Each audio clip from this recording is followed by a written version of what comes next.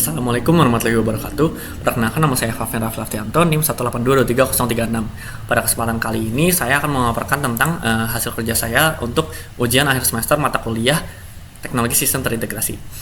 Oke, yang pertama saya akan membahas terkait dengan layanan microservice yang saya bangun atau saya kembangkan, yaitu adalah Healthy Grocery API. Healthy Grocery Recommendation API ini adalah semua microservice yang tugasnya itu menyediakan rekomendasi makanan sehat berdasarkan constraint nutrisi. Misalnya berdasarkan kebutuhan kalori, protein, tipe diet, lemak, sugar, gula, dan lain-lain. Layanan ini dikembangkan menggunakan Code Igniter 4 dan menerapkan token-based authentication berupa authorization header bertoken, dan juga dideploy menggunakan Docker pada sebuah set-top box 1 GB RAM yang digunakan secara bersama. Sedangkan untuk database menggunakan PostgreSQL NeonDB sehingga beban komputasi STB tetap ringan, stabil, dan mencegah terjadinya hang pada set-top box yang digunakan itu. Untuk fitur utama dari layanan saya ini, yaitu yang utama adalah algoritma rekomendasi makanan sehat berdasarkan kadar nutrisi makanannya. Contohnya itu berdasarkan nutrisi itu ada kalori, karbohidrat, protein, lemak, sodium, gula, dan serat. Lalu yang kedua adalah memanggil database berisi data makanan beserta nutrisi kandungannya. Dan yang terakhir itu juga terdapat autentikasi menggunakan bearer token atau authorization header. Yang kemudian layanan ini dapat diintegrasikan dengan layanan lainnya karena memang tujuannya adalah sebagai API. Untuk arsitektur atau urut alurnya, bagaimana nanti klien atau web berbentuk web atau postman akan mengirim request ke Healthy Grocery API yang terletak pada Docker STB. Yang mana Docker STB ini akan mengirimkan query ke PostgreSQL NeonDB melalui cloud yang ada di cloud.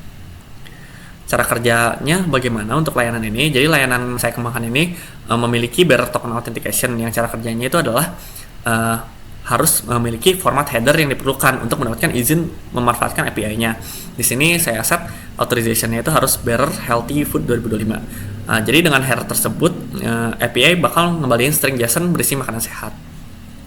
Kalau misalnya tidak pakai header, maka server akan melarang dan mengirimkan status unauthorized, message invalid, or missing token. Bisa kita coba di sini. Kalau misalnya saya panggil,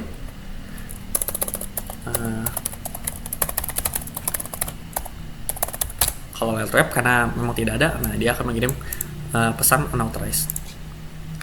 Next, jadi di sini ada 3 buah endpoint penting yang terletak pada layanan saya. Yang pertama itu ada get pada endpoint ping, ini untuk mencoba apakah API aktif dan berjalan dengan baik. Lalu yang kedua ada get pada API recommendation food untuk mendapatkan data semua makanan yang ada pada database.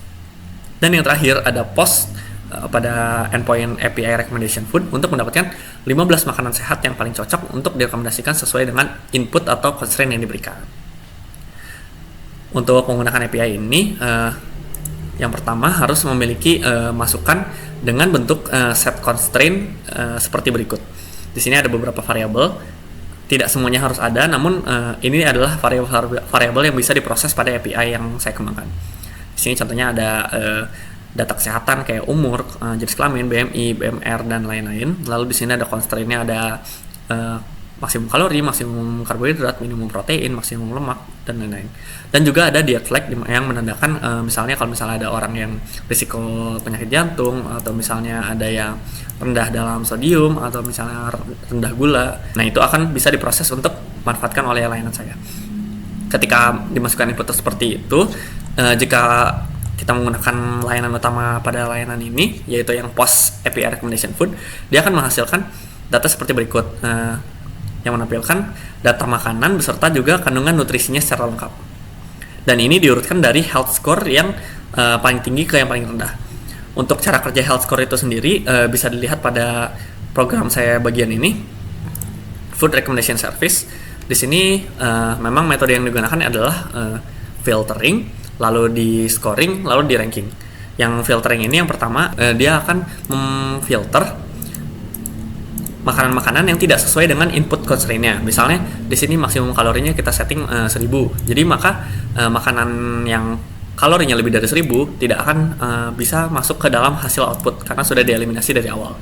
Lalu setelah dieliminasi beberapa makanan makanan yang masih lolos filter akan dilakukan scoring. Scoring ini dengan dihitung base nutrition score-nya ini berdasarkan protein dan serat, lalu akan dikenakan penalti berdasarkan misalnya jika melanggar batas. Kalau misalnya di sini batasnya itu ada kalori, protein, lemak, dan gula yang jadi patokannya.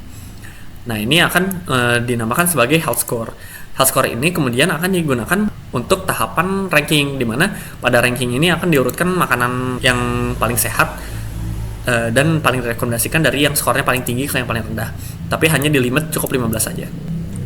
Oke, untuk layanan API saya, cara kerjanya seperti itu, dan memang direncanakan untuk diintegrasikan dengan API layanan buatan teman saya, yaitu Ahmad Evander Wizi Safir, yang mengembangkan layanan berupa microservice nutrition service yang bertugas untuk mengelola perhitungan kebutuhan nutrisi dan juga autentikasi berbasis token. Dia awalnya itu bagiannya dari personal fitness management system, kalau yang saya memang dari healthy grocery.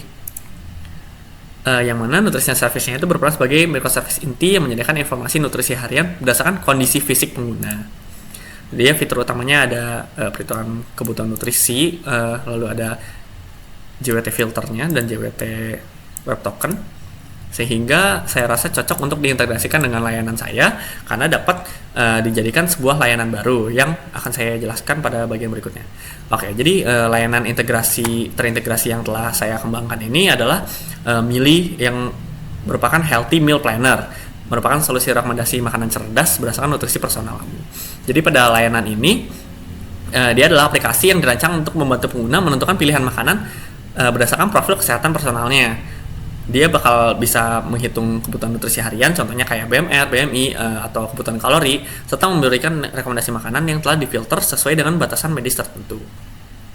Fitur utamanya itu yang pertama, ini ada kalkulator BMI-nya, lalu juga ada filtering untuk kebutuhan medisnya, misalnya ada yang batas gula, natrium, lemak, dan lain-lain.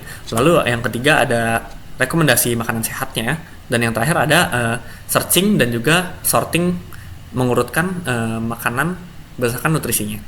Untuk teknologinya di sini saya menggunakan HTML, Tailwind CSS, dan JavaScript Vanilla. Dengan API backend memanfaatkan dua buah API tadi, yang satu API yang saya kembangkan sendiri dan juga satu lagi API yang dikembangkan oleh teman saya. Cara kerjanya mudah. Yang pertama, pengguna dapat langsung menginput data, seperti yang bisa dilihat di sini.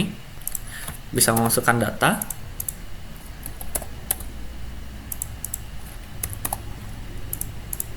Di sini juga bisa mencentang riwayat kondisi ya.